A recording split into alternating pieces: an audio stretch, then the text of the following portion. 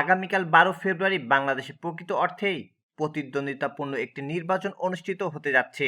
2008 সালের পর এটি প্রথম এমন নির্বাচন এবং দেশের ইতিহাসে প্রথমবার ব্যালটে থাকছে না আওয়ামী লীগ। 2024 সালে আগস্টে ছাত্র নেতৃত্বাধীন যে গণ অভ্যুত্থানে শেখ হাসিনা ক্ষমতাচ্যুত হন, তা শুধু শাসকই বদল করেননি, বরং দেশের পুরো রাজনৈতিক মানচিত্রই বদলে দিয়েছে। ইন্টারন্যাশনাল রিপাবলিকান ইনস্টিটিউট থেকে শুরু করে ইনোভেশন কনসাল্টিং এর মতো 7টি প্রধান জাতীয় জরিপের ফলাফল বিশ্লেষণ করে দ্য নিউ ইয়র্ক এডিটোরিয়ালের পূর্বাভাস বলছে, আসন্ন ত্রয়োদশ জাতীয় সংসদ নির্বাচনে 300 আসনের মধ্যে বাংলাদেশ জাতীয়বাদী দল কার্যকর সংখ্যাগরিষ্ঠতা পেতে যাচ্ছে। তবে ভোটের ব্যবধান ও অনিশ্চয়তা অনেকের ধারণার চেয়েও অনেক বেশি। হাসিনা সরকারের পতনের পর পরিচালিত প্রতিটি জরিপে জামাতে ইসলামীর চেয়ে বিএনপিকে এগিয়ে থাকতে দেখা গিয়েছে। জরিপ অনুযায়ী কার্যক্রম নিষিদ্ধ আওয়ামী লীগের বিশাল ভোট ব্যাংকে প্রায় অর্ধেকই বিএনপির দিকে যাচ্ছে। রাজনৈতিক শক্তির এই বিশাল কাঠামোগত স্থানান্তরই বিএনপিকে একক সংখ্যাগরিষ্ঠতা এনে দিতে পারে। এ নির্বাচনের সবচেয়ে গুরুত্বপূর্ণ দিক হলো আওয়ামী লীগের ভোট। দলটি নিয়মিতভাবে মোট ভোটের 35 থেকে 48% পেয়ে আসছিল।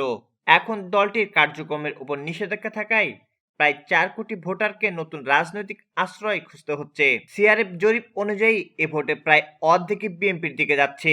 রাজনৈতিক শক্তির এই বিশাল কাঠামোগত স্থানান্তরই বিএনপিকে একক সংখ্যাগরিষ্ঠতা এনে দিতে পারে। তবে জামাতও এই ভোট ব্যাংকের দ্বিতীয় সুবিধাভোগী। আওয়ামী লীগকে আগে যারা ভোট দিতেন তাদের প্রায় 30% বলছেন তারা একটি ইসলামপন্থী দলকে ভোট দেবেন। 2026 সালের নির্বাচনের জন্য এর প্রভাব হবে অত্যন্ত প্রকট। জাতীয়ভাবে জামাত বিএনপির চেয়ে মাত্র 3 থেকে 5% ভোটে পিছিয়ে থাকে। তবু নির্বাচনী ব্যবস্থার কারণে আসনের ব্যবধান 60 থেকে 100 পর্যন্ত হতে পারে। জামাতের ভোট মূলত উত্তর পশ্চিম ও দক্ষিণ পশ্চিমাঞ্চলের নির্দিষ্ট ঘাঁটিতে কেন্দ্রীভূত।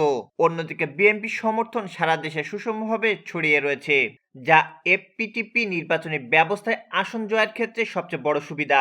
জামাত কখনো সংসদে 18টির বেশি আসন পায়নি এবং তাদের ভোটের হার 12% অতিক্রম করেনি। তাই বর্তমান জরিপগুলোতে তাদের 29 থেকে 34% সমর্থনের যে দাবি করা হচ্ছে তা এক ঐতিহাসিক পরিবর্তনের ইঙ্গিত দিচ্ছে। এর অর্থ হলো বাংলাদেশে কোনো প্রকৃত রাজনৈতিক ভূমিকম্প ঘটছে, অথবা কিছু জরিপে জামাতের সমর্থনকে বাড়িয়ে দেখানো হচ্ছে।